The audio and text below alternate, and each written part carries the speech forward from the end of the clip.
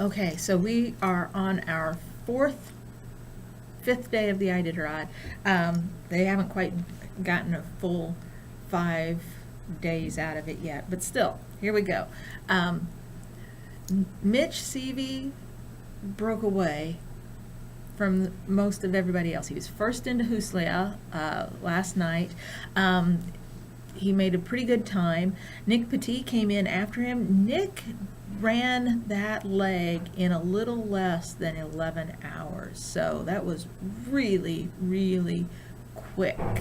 Unlike Mitch, Nick has one of his 8-hour mandatories underneath his belt.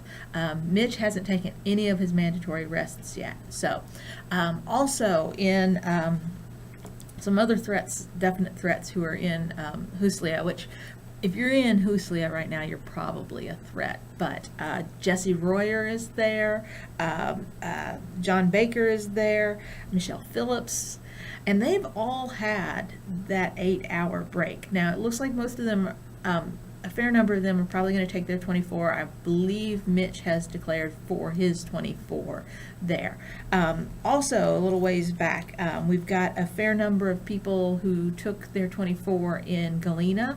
Of those, Your Leafs of Olsem is already on the trail to Huslia.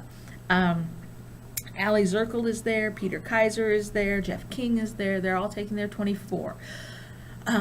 Some of the top mushers who took their 24 in Ruby are already en route. That includes Dallas Seavey and Wade Mars. Martin Boozer took his 24 there too. So we're starting to see things shake out. This is a rough time for me as a fan because everybody is resting. They're resting 24 hours, and they've got their mandatory, their start differential added on there, and so you're just kind of waiting.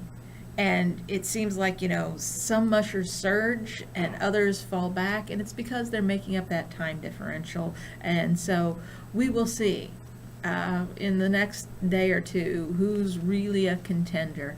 Dallas Seavey often says that the real restart is in Caltag, that you don't worry about who's around you until you get to Caltag, and the teams that are around you then, those are the teams that you have to beat. So we're a ways away from Caltag yet. So that said, we've still got 70 teams on the trail. I have notes, that's why I looked down at my lap. 70 teams on the trail. We've only had one scratch. Mark May scratched pretty early, which is really kind of sad because he ran the Iditarod. This is his second Iditarod. He ran it in 1989 and was Rookie of the Year, and then he and his wife came to an agreement that he wouldn't do it again until all of his kids were out of the house and his youngest went to college, so he was back on the trail.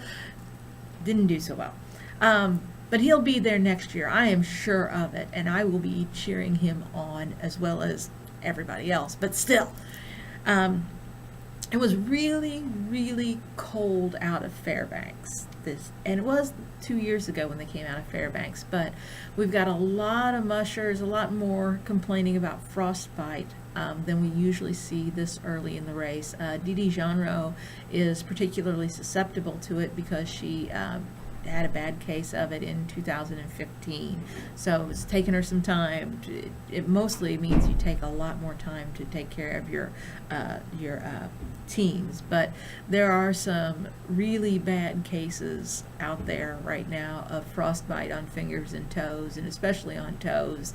And a lot of these mushers just power through. I mean, we've got the cases of frostbite, but we've only got one scratch. So we'll see. Mostly they try to get into a checkpoint, get some antibiotics for their frostbite, and get some different boots and some different socks, and try to tend to it, and keep all their toes. But it is not uncommon at the end of the race to see bits of frostbite on cheeks and fingers, but especially the cheeks. You'll see the little dark spots at the end of the race interviews. So it's cold up there, and It's been colder this year. Dallas CV reported 49 below. Some of the others reported 59 or 55 below, according to their thermometers they carry.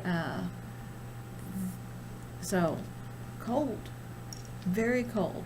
But the dogs pretty much look happy coming into the checkpoints. They are in their element. So we'll see how things go. I'm probably going to do some spotlights for the next couple of days on some of the mushers that maybe aren't as well known as like the CVs and alley zircles. So it's something to keep me busy while everybody is taking their rest and I don't know what's going on. So have a good weekend.